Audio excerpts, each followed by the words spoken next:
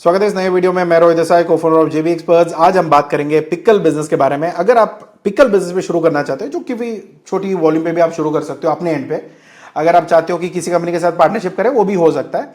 But एक चीज आपको ध्यान में रखना है कि पिकल बिजनेस अगर आप करते हो तो वो मेन इंडियन कम्युनिटी जहां पे भी है, इंडियंस कहीं पे भी होते होंगे, उनकी जो वेराइटीज होती है वगैरह वगैरह, वो आप प्लान आउट कर सकते हो फॉर एक तो हेल्थ कंडीशंस के लिए भी, और बाकी पिकल्स का आज के टाइम पे ज्यादा ही डिमांड है। जो इवन जो लोग इंडियन कम्युनिटी के साथ बैठते हैं ना, तो उनको भी पता होता है कि एक बार अगर इंडिया में आ गए तो पिकल्स के बारे में पता चल जाता है, अचार के बारे में पता चल जाता है। तो आपको मेनली क्या करना है कि इसको यूएस पे कैसे क्रिएट करोगे, इसको क्या हैंडमेड करोगे, होममेड करोगे, फिर ये क्या ये नेचुरल रहेगी, प्री प्रिजर्वेटिव के बिना हो सकता है, क्योंकि पिकल तो नॉर्मली शेल्फ लाइफ इसका ज्यादा ही रहता है। बट ये होता है कि कुछ लोग कलर की वजह से बाकी जो क्वालिटीज होती है उसको सब स्टैंडर्ड करके फिर कुछ बनाते होंगे।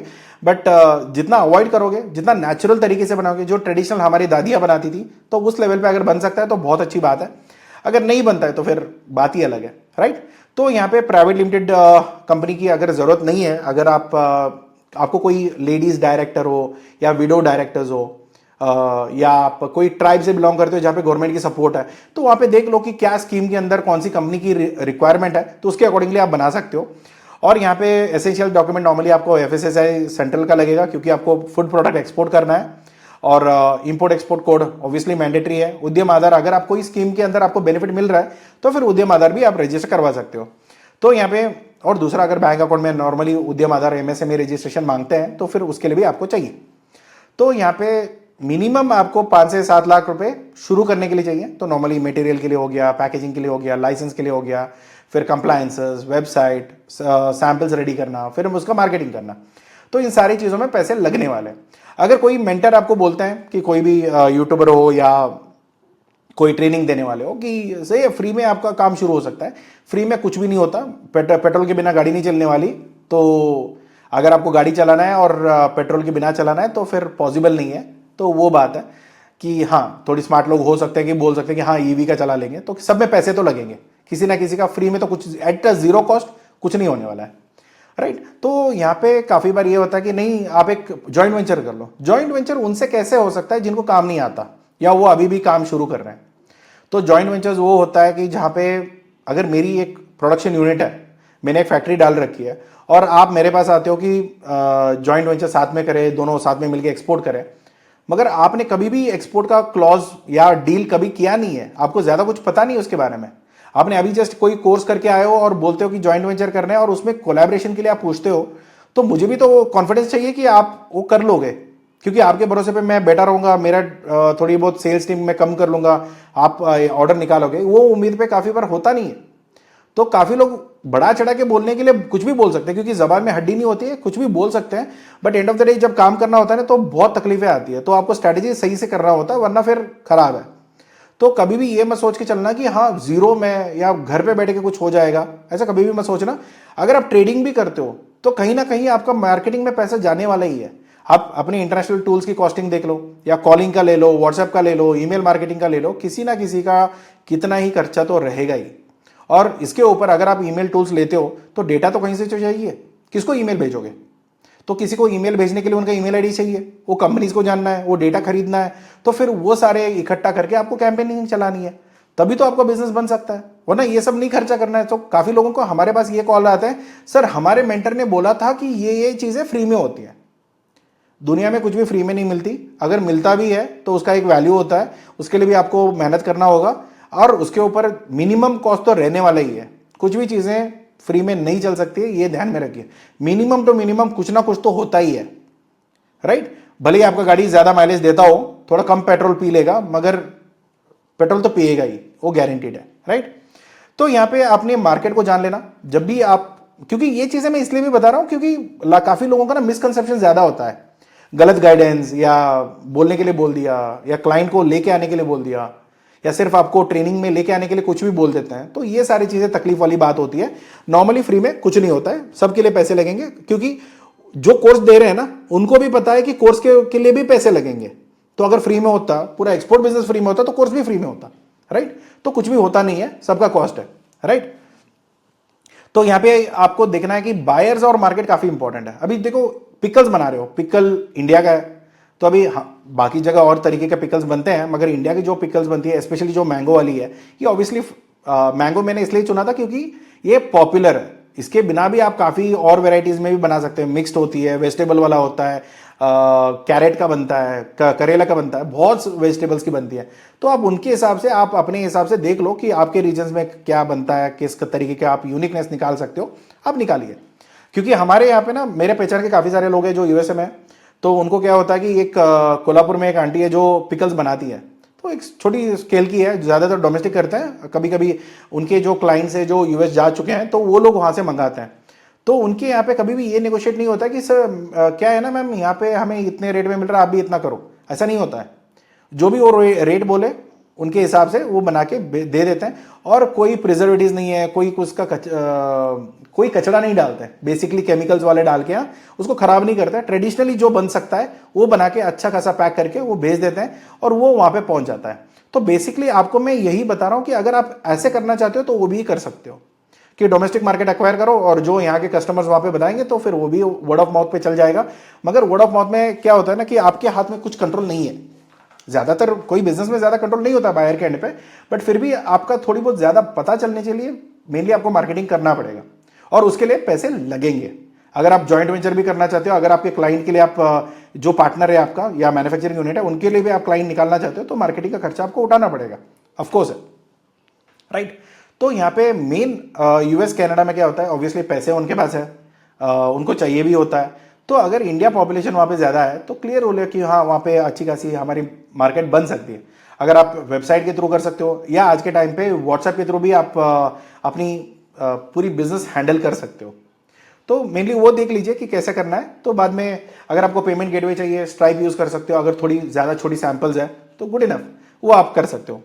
तो ज़्यादातर यहाँ पे क्या होता है ना कि 250 ग्राम्स, 500, 1 kg, 5 kg, 10 kg, इतनी बैंड में चलती है। तो वो थोड़ा आप देख लो कि आपके क्लाइंट कितना चाहते हैं, तो उसके अकॉर्डिंगली आप प्लान कर सकते हो।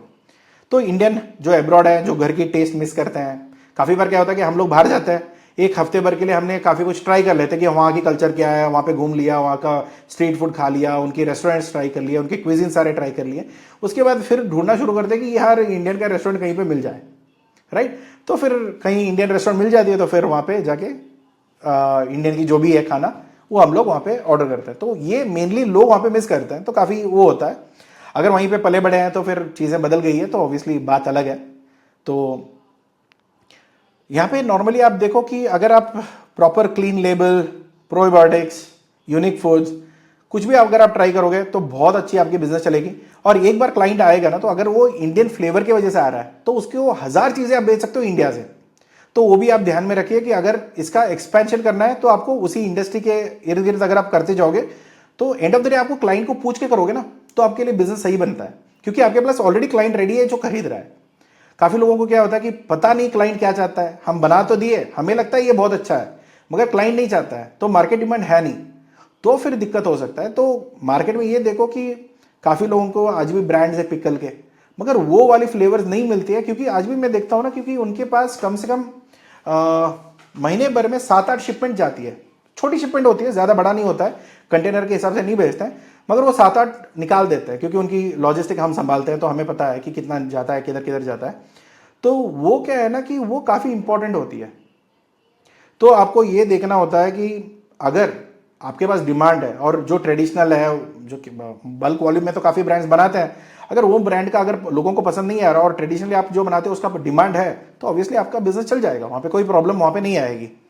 तो यहाँ पे आपको मेनली क्या करना है, एक तो बेस्ट सेलिंग वाली ले लो, क्योंकि मैं मैंगो इसलिए भी ले रहा था, स्पाइसी मैंगो हो गया, नो ऑयल मैंगो हो गया, तो ये सारी चीजें वहां पे डिमांडेड है, क्योंकि ऑयल तो ऑब्वियसली लोग अभी आजकल हेल्थ की वजह से अवॉइड कर ही रहे हैं।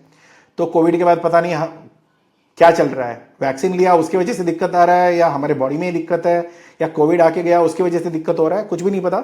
मिनिमम फीवर की वजह से भी लोग ना हॉस्पिटल एडमिट हो रहा है। तो यहाँ पे क्या हो सकता है कि तो हेल्थ कॉन्शियस आजकल थोड़ी ज्यादा हो गए। तो नो ऑयल वाली मैंगो जो है ना, तो नॉर्मली पिकल्स विदाउट ऑयल बनना मुश्किल है, मगर अगर फ्लेवर चाहते हो, जो टेस्ट ट्रेडिशनली चाहते हो, तो विद ऑयल ही बनेगा। अगर काफी लोग होते हैं कि यार थोड़ा बहुत टेस्ट में कॉम्प्रोमाइज कर लेंगे, तो बिना ऑयल का करिए, तो वो भी करते हैं, तो वो ऑप्शंस आज के टाइम पे है। तो जब भी आप प्रोडक्ट डेवलपमेंट करते हो तो ये ऑप्शन भी ध्यान में रखिए कि अगर ऐसे लोग मिलते हैं जिनको हमें टैप भी करना है और इनसे हमें बिजनेस भी चाहिए, तो फिर आप वो ऑप्शन भी देख सकते हो। मगर मैं इनिशियली नहीं बोलता हूँ कि हाँ सारे जो जो पिकल खाना चाहते हैं वो आके नो ऑयल वाला मांगेंगे।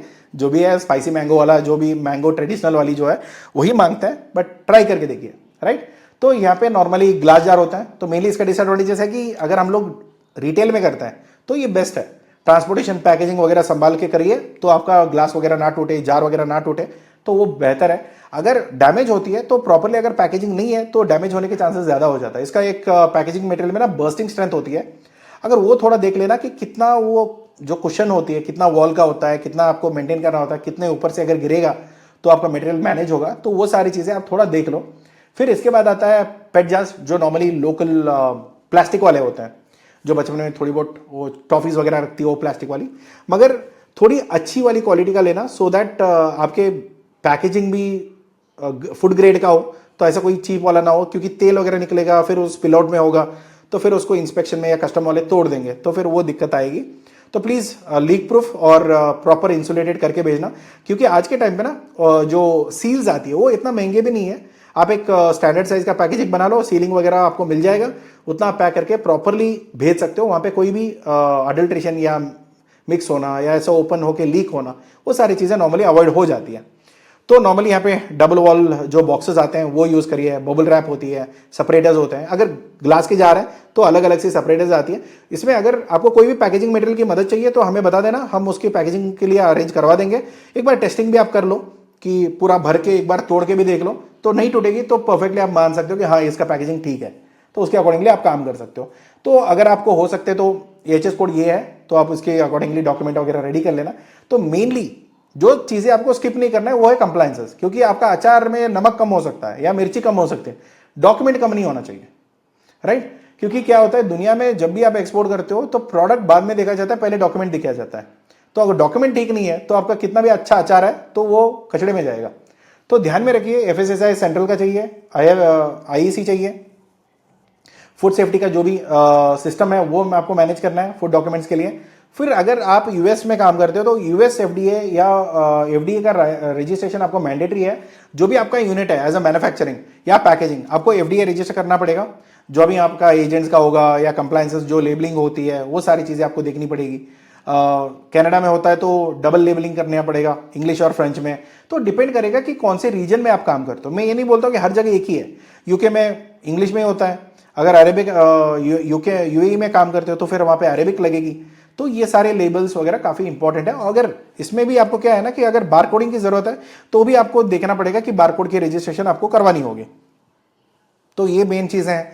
तो इसके बाद सोर्सिंग, टेस्टिंग और लॉजिस्टिक्स। सोर्सिंग क्या होता है कि अगर कहीं से भी आप मैंगो ले रहे हो तो कहीं का भी लेके आ गए, मार्केट में जो मिला वो लेके आ गए, उसका टेस्ट अलग हो सकता है। या कुछ फार्म्स ऐसे होते हैं जहां पे उसी का ही आम लेके अगर आप अचार बनाओगे वो बेहतर बनेगा। तो वो क्वालिटी अगर आप कंसिडर करके रखोगे, क्योंकि लंबा काम करना है, तो उस फार्म से आप बातचीत करके रखो सो दैट आपका लॉजिस्टिक या प्रोक्योरमेंट में कोई प्रॉब्लम ना आए। तो एक बार वहां पे हो जाएगा। फिर बाद में पैकेजिंग की जो न्यूट्रिशनल वैल्यू होती है वो चाहिए, सेफ्टी का, शेल्फ लाइफ का, एक बार टेस्टिंग करा दो। एक बार ही होती है, सारा एक बार प्रॉपर्ली सैंपलिंग करके उसका टेस्टिंग बना के रख दो। तो बाकी सारी चीजें आपका जब तक प्रोसेस नहीं चेंज होगा तब तक वो चीजें चलेगी।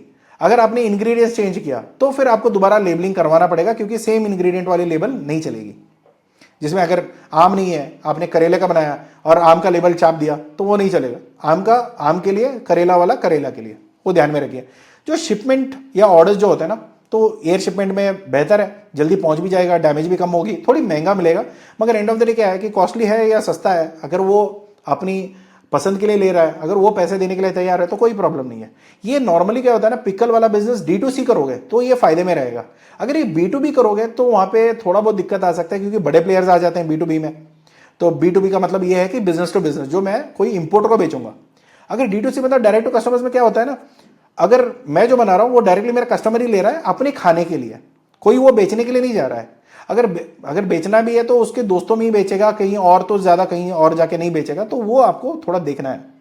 बल्क एक्सपोर्ट्स, अगर बड़ा ऑर्डर मिल गया, कोई आपका क्लाइंट है वो खुद भी ले रहा है, उसको पसंद भी है, उसको कुछ बिजनेस भी करना है, क्योंकि आज के टाइम पे नौकरियां हर जगह जा रहा है, राइट। अभी वहां पे ऑलरेडी शिफ्ट हो गए, ऑलरेडी उन्होंने सब कुछ ले लिया, अभी वहीं पे कुछ करना है, तो पिकल का बिजनेस ऑब्वियसली वहां पे डिमांडेड है, तो उनको चाहिए होगा, तो वो लोग भी कंटेनर में मंगवा सकते हैं और वो सस्ता भी पड़ेगा और थोड़ा देर से जाएगा, मगर एंड ऑफ द डे वो कंटेनर वहां पे पहुंचेगा, तो उनके लिए भी फायदा है। क्योंकि बल्क में जब B2B बिजनेस करते हो, सी के अलावा आपको कोई भी चीपेस्ट ऑप्शन नहीं है। अगर पसंद के लिए है, थोड़ा जल्दी चाहिए, तो पैसे देने के लिए तैयार है, तो एयर फ्रेट में आप निकाल दो।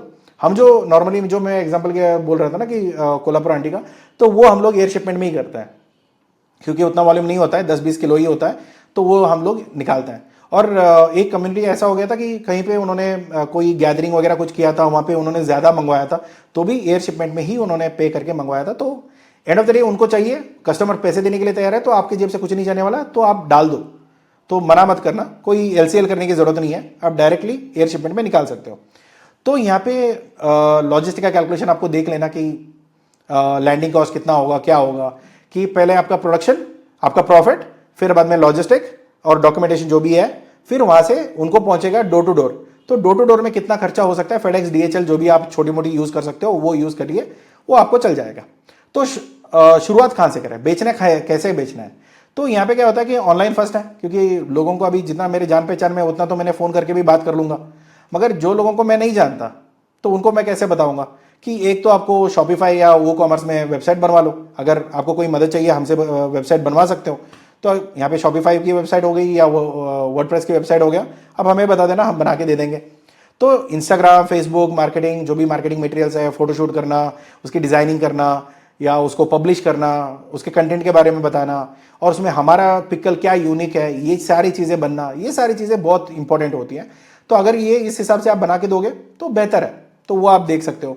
फिर अगर आपको लगता है कि हाँ, मेरे चीजें इंस्टेड ऑफ मेरी वेबसाइट या मेरी चीजों के बदले में मैं अमेजोन में बेचूंगा, अगर आफ्टर कमीशन जो भी है, अमेजोन का कमीशन देने के बाद मैं प्रॉफिट में रहूंगा या रहूंगी, तो उस हिसाब से अगर आप देखोगे तो फिर कनाडा और USA के लिए भी रजिस्टर कर लो और आपके मटेरियल वहां पे आराम से बेच सकते हो। रिटर्न्स ऑब्वियसली पॉसिबल नहीं है, क्योंकि अचार अगर डैमेज्ड है या जितना प्राइस में जाएगा उतने अगर रिटर्न में आएगा तो मुश्किल होता है, तो रिटर्न्स थोड़ी आपको मैनेज करनी होती है। अमेजोन के बारे में मैंने एक पूरी वीडियो बनाया, अगर चाहिए तो वो जाके देख लो, समझ लीजिए, फिर अपना कॉस्टिंग वगैरह देख लेना। अगर वो end of the day profit में निकलता है तो ही काम करो, वरना फिर अमेजोन से दूर रहिए, ठीक है।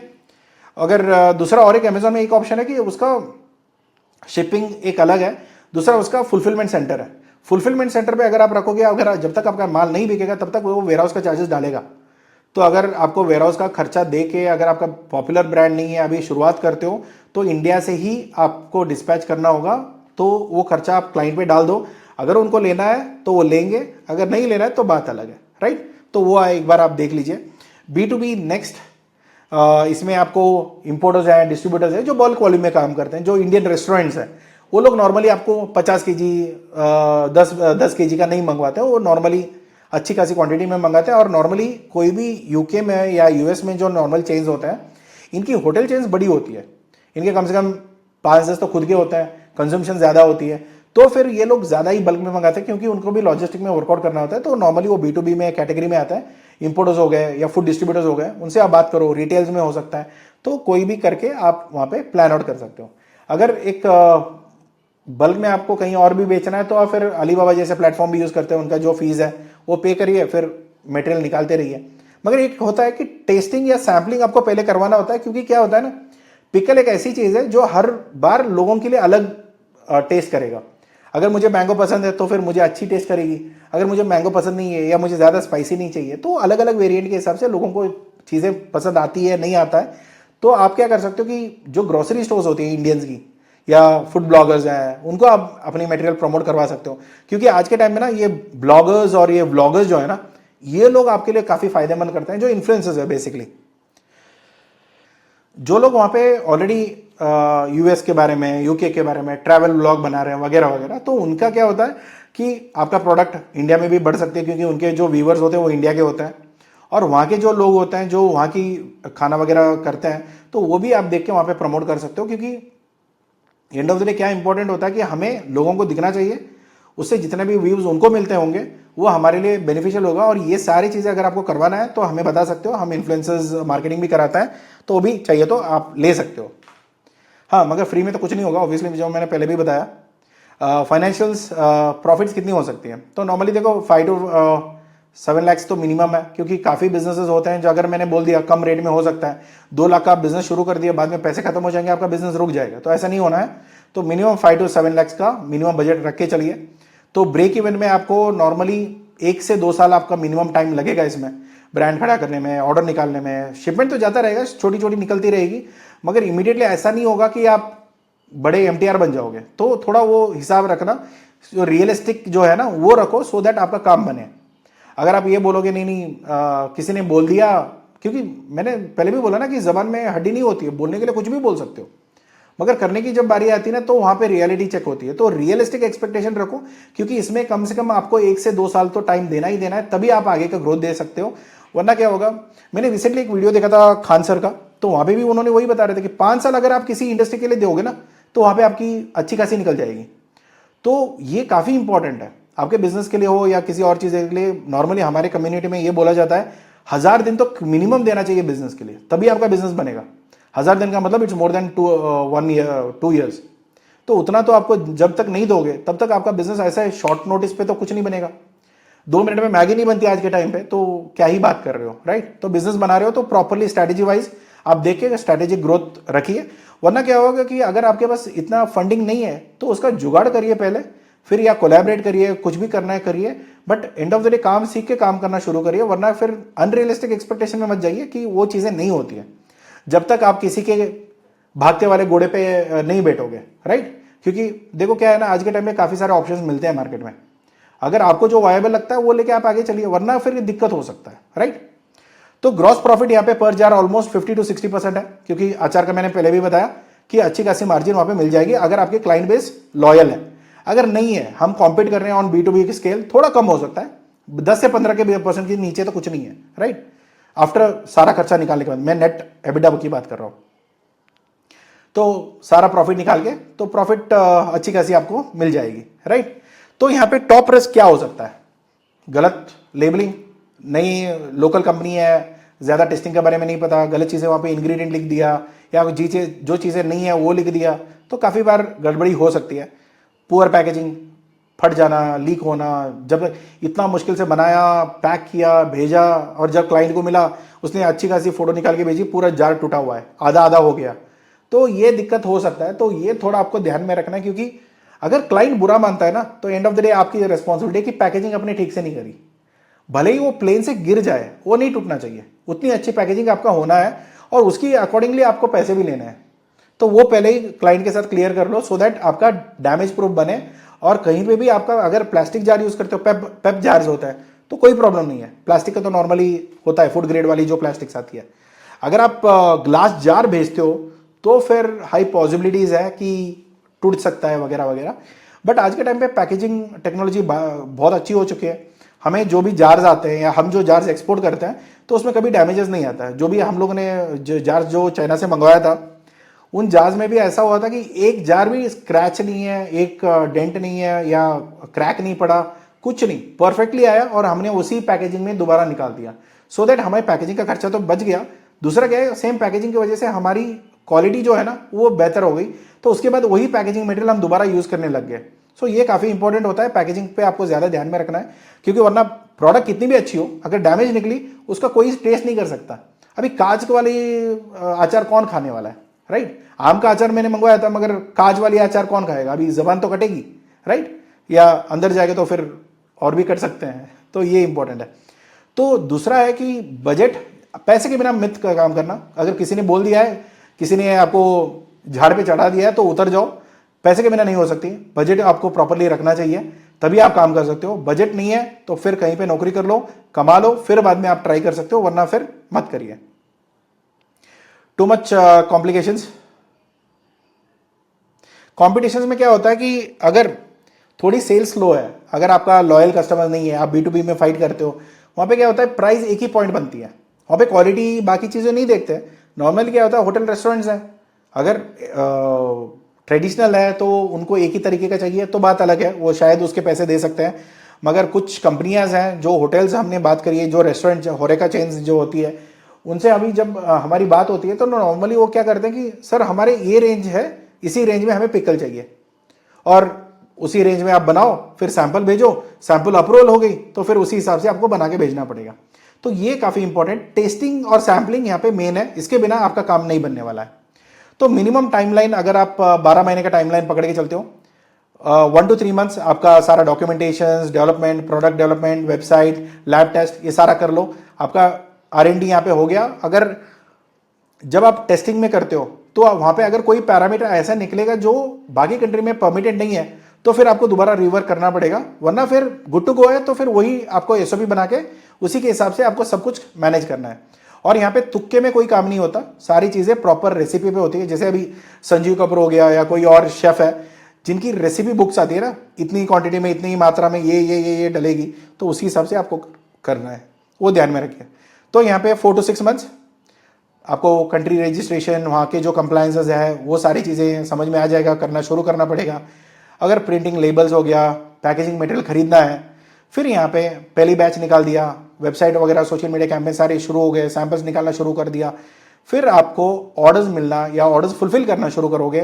तो यहाँ पे जैसे जैसे कस्टमर्स बताएंगे कि अच्छा है, बुरा है, थोड़ी तेज़ ज़्यादा है, तेज़ कम है, नमक ज़्यादा है, नमक कम है, तो वगैरह वगैरह आप इंप्रूव करते जा सकते हो।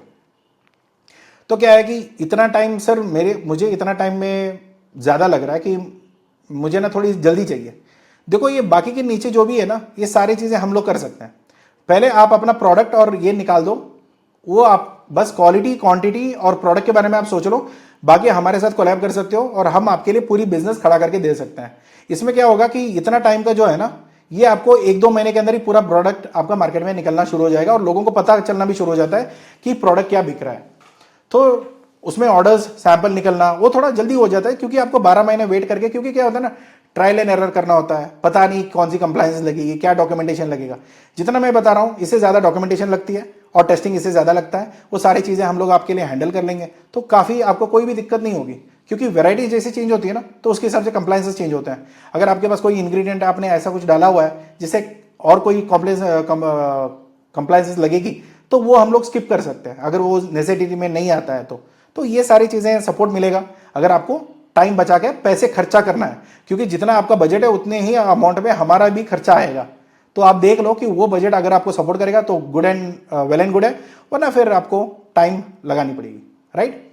तो पैसे बचाओ, पैसे बचा के टाइम खर्चा करो, या टाइम खर्चा करके पैसे बचाओ, दोनों में एक बचेगा, दोनों नहीं बचने वाले, राइट। तो यहाँ पे चेकलिस्ट है जो फर्स्ट टाइम एक्सपोर्टर्स के लिए है। तो एक तो ऑब्वियसली आपको ब्रांड बनाना पड़ेगा, आपका यूएसपीज क्या है ये फाइनलाइज करो, क्या होममेड है, ग्रैंडमेड रेसिपी है, ग्रैंडमा की रेसिपी है, कोई पुराना ट्रेडिशनल है, तो वो देख लो। और यहाँ पे एक आता है कि तेलुगु तड़का, तो वो एक नया रेसिपी निकला था जो हमने बहुत अच्छा एक्सपोर्ट किया था टुवर्ड्स यूएसए, क्योंकि तेलुगु कम्युनिटी वहाँ पे बहुत ज़्यादा है, तो वहाँ पे बहुत अच्छी तेलुगु का पिकल्स, जो आंध्रा के जो ट्रेडिशनल पिकल्स है ना, तो वो बहुत अच्छे बिकते हैं, स्पेशली गोंगूरा वाला, मैंगो और चिल्लीज वाला, तो बहुत बढ़िया होता है।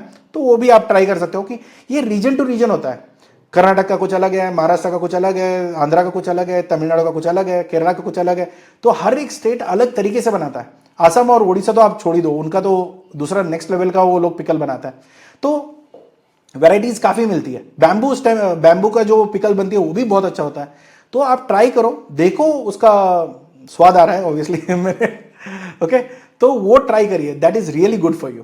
तो वो बिजनेस भी आप देख सकते हो, उसके अकॉर्डिंगली आप प्रमोट करो, तो उसका हेल्थ बेनिफिट्स क्या है, उसका यूएसपी फाइनल करो, सो दैट आपका प्रोडक्ट वहां पे बिकना शुरू हो जाए। जब तक यूएसपी नहीं पता, आपको नहीं पता आपका प्रोडक्ट क्यों बेचना चाहिए या इसमें क्या ऐसा है जो बाकी लोगों के पास नहीं है, तब तक आप धंधे में उतरना मुश्किल है। क्योंकि मे भी वही बिजनेस, वो लाला वाला होता है ना, मीटू वाला बिजनेस, तू भी कर रहा है मैं भी कर रहा हूँ, उसमें कोई फर्क नहीं है, देना है तो उसको दो या मुझे दो, ऐसे वाली अगर आप करते हो तो फिर मुश्किल है थोड़ी। कुछ तो अलग होना चाहिए, पैकेजिंग में, क्वालिटी में, रेसिपी में कुछ तो चेंज होना चाहिए, वो थोड़ा आप देख सकते हो। तो यहाँ पे कंप्लायंसेस हो गया, एफएसएसआई, सारी डॉक्यूमेंटेशन, लेबलिंग, वेबसाइट, ये सारी चीज़ों में हम मदद कर सकते हैं, एक्सेप्ट जो आपका प्रोडक्ट जो है ना, मेन जो कोर प्रोडक्ट है, उसमें सिवाय हम लोग सब मदद कर सकते हैं, A to Z हम संभाल सकते हैं। अगर आपको चाहिए होगा आप कॉन्टेक्ट कर सकते हैं। तो पहली स्टेप, कोई रूल स्किप मत करना, सारे कंप्लायंसेस इंपॉर्टेंट है, जो भी मैंने बताया ये भी इंपॉर्टेंट है, इसके अलावा भी और कंप्लायंसेस लगेगी जब आपको कोई कंट्री आप चुनोगे तो, राइट। तो यहाँ पे पैकेजिंग, लेबलिंग, डिजाइन जो सीखना है थोड़ा जल्दी सीख लीजिए, आपको स्टेप बाय स्टेप बढ़ना शुरू कर लीजिए, तो फिर आपका बैक द बैक क्या होता है कि क्लाइंट आपके बारे में क्या बोल रहा है और क्लाइंट को क्या लगता है, ये काफ़ी इंपॉर्टेंट है। उसके हिसाब से देख के आप फाइन ट्यून कर लीजिए अपनी जो भी प्रोडक्ट है, राइट। तो इसके अलावा अगर आपको कोई और चीज़ें चाहिए होगी, प्लीज़ कॉन्टेक्ट करिए ऑफिस के नंबर पे, लिंक डिस्क्रिप्शन में है, फ़ोन नंबर भी डिस्क्रिप्शन में है। अगर आपको कोई मदद चाहिए होगा आप कॉल कर सकते हैं। अगर ये वीडियो पसंद आए तो प्लीज़ लाइक करिए, सब्सक्राइब करिए और ऐसे ही वीडियो देखते रहिए, सीखते रहिए। और अगर आपको कहीं पे लगता है सर मैं आपका फीस पे कर सकता हूँ और आपके साथ मिलकर काम करना चाहिए, तो फिर प्लीज़ कॉल करिए, बात करिए और सर्विस लीजिए। ओके, मिलते हैं अगली वीडियो में। Thank you so much for watching this, take care, bye bye.